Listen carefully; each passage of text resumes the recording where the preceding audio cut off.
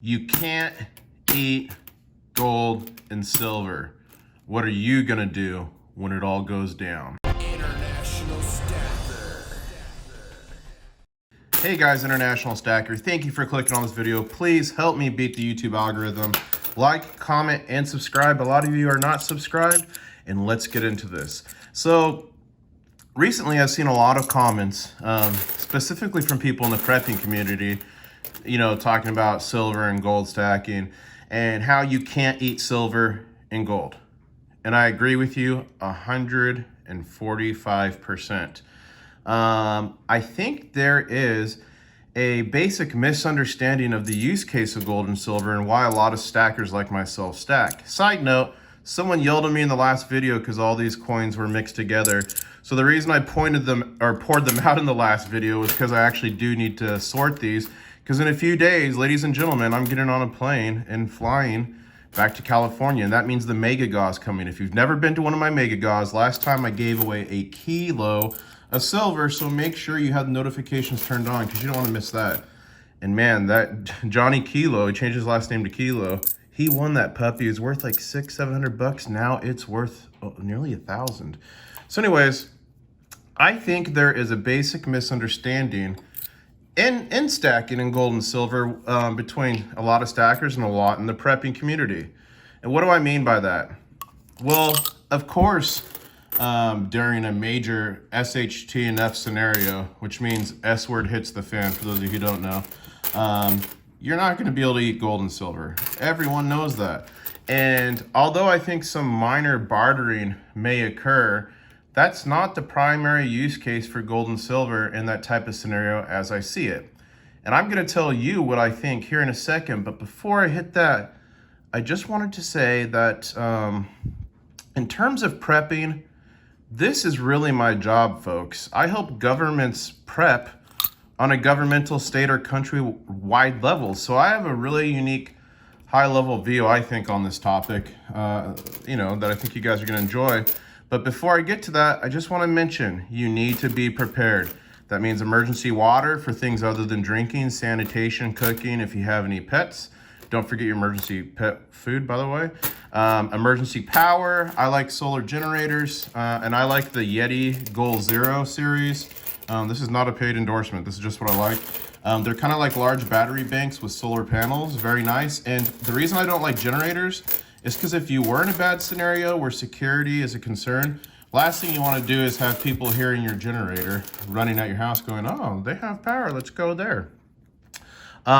You need your 2A supplies, and sorry I have to be cryptic about that amendment, but YouTube is a censorship machine. And then finally, you need emergency food. Ladies and gentlemen, you need emergency food. You need long shelf life, 25 years. You throw it in a closet, you forget about it until you need it. This is not a conspiracy. Even FEMA says you should be prepared for at least 2 weeks, and that went up from 72 hours. In some places, it says a month. You need to be self-prepared. You don't want to be on the roof with the help sign, "We're hungry, we have no food and water," like you saw in Hurricane Katrina and many other disasters. It does not have to be a countrywide cataclysmic event for you to need to tap into that. A lot of people, I put this out in December, and a lot of people took advantage of it, but many didn't. And then they went and tried to order the specialized food that lasts forever.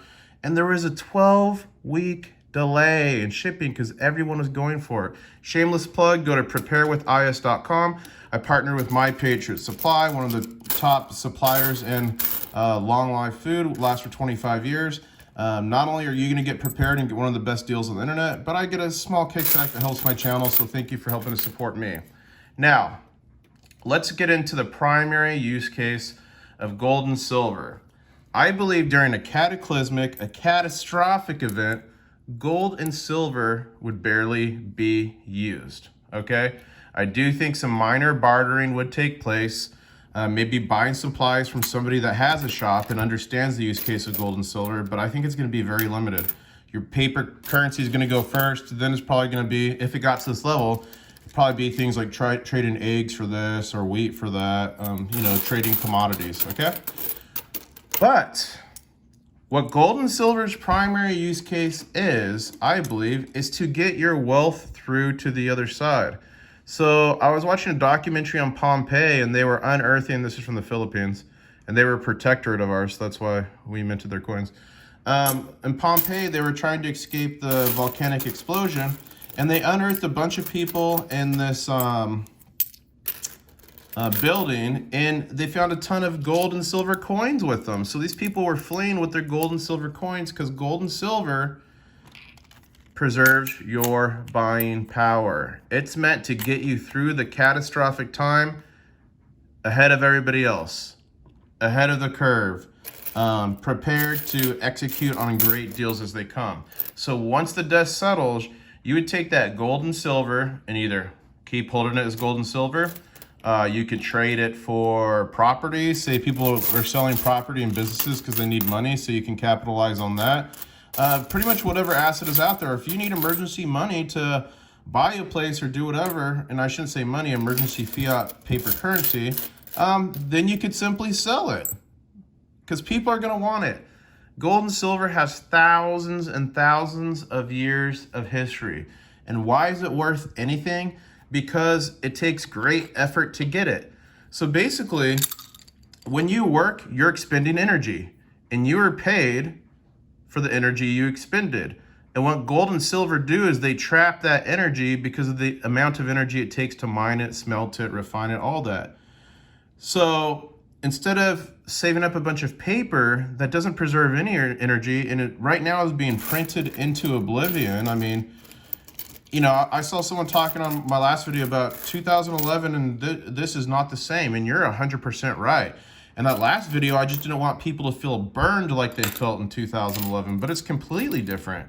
In 2011, QE was a four-letter word, and it was hard to get done, and it was taboo. Now QE is a normal household term almost, and it just happens and happens and happens, and so we have QE to oblivion. We have the beer flu situation. We're gonna have a contested election. Folks, these are some of the craziest times we are in, okay? So it's completely different than 2011, but some of the things that happened during 2011 where maybe people are buying in at the top or whatever can happen. So that was the purpose of that last video. Look at this, 1907. Wow. Estados Unidos Mexicanos. Mexico, cool. So yeah, once the dust settles, you have hard assets that have preserved your energy, how you earned cash, fiat currency, whatever you earned in the past, it preserves it, okay? So basically that's the use case as I see it. Now, gold and silver and preparing with emergency food and water protects you for everything. Whether you think it's going to be some cataclysmic zombie apocalypse, or you think maybe the power might just be out for a week because of a hurricane, or maybe the supply chain gets disrupted and you're on the West Coast because of an earthquake. This stuff is not, stories. It's not conspiracy. It happens, and it happens every year, and the United States experiences a lot of it. And that's why I have a job, because I deal with emergency management or disasters. So it's going to happen. Make sure you have your emergency food and water so you're not having to try to eat this stuff, because those comments are 100% right. You can't eat your gold and silver.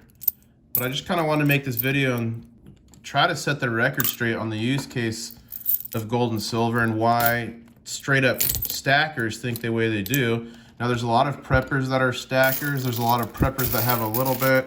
There's a lot of stackers that aren't preppers. There's a lot of stackers that prepare a little bit. It's really the same thing, folks. It's really the same thing. Being prepared, seeing an issue in the future, and making sure you have mitigated or lessened the impact should that occur to you. And look at this beautiful dime. Whew, I love the toning on this dime. Look at this thing. Purple.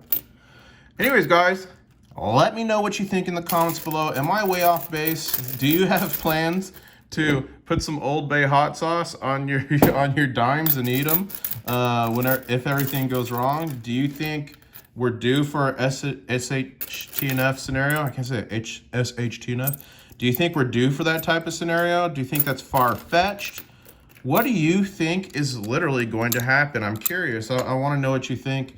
Please remember to like, comment, subscribe. You guys, it helps me beat the YouTube algorithm. I hate having to remind everybody, but without you supporting me with those interactions, YouTube wouldn't be putting my videos out for more people to see.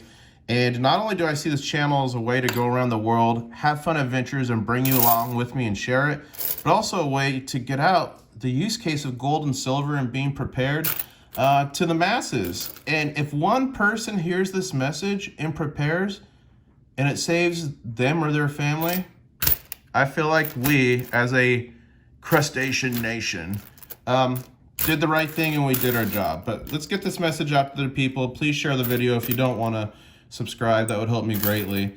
I'll be looking forward to reading these comments. I'm sure there will be some vigorous discussion.